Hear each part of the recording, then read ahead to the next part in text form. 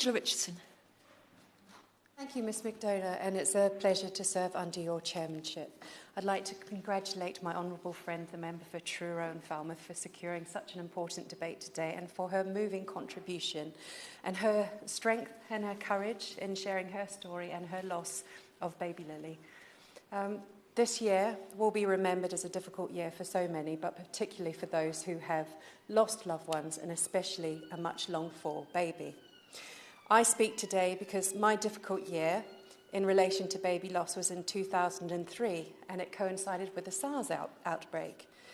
Stopping through Singapore for a couple of days in February in February of 2003, on our way to introduce our firstborn to her New Zealand grandparents, myself, my husband, and our baby daughter became very ill with a high temperature and a continuous cough.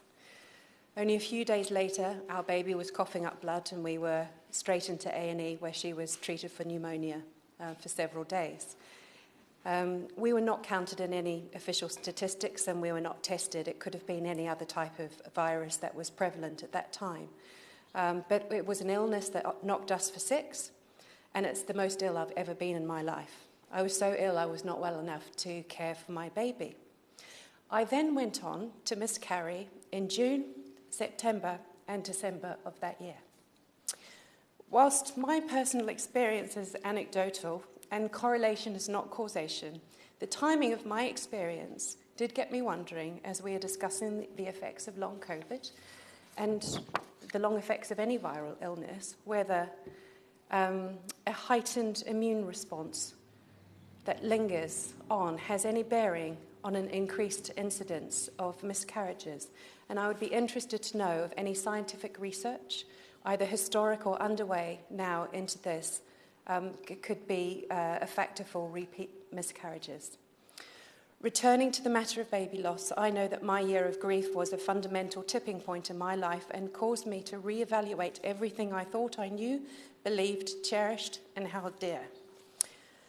I understand a little of isolation, being an immigrant to this country and not having had time to build the extensive networks or have those deep roots that many have who grow up here. Though I did have my NCT group, and I will never forget how blessed I was that I was busy hosting our regular gathering when I started contracting at 14 weeks, 2 weeks after we'd announced to everybody that we were pregnant again.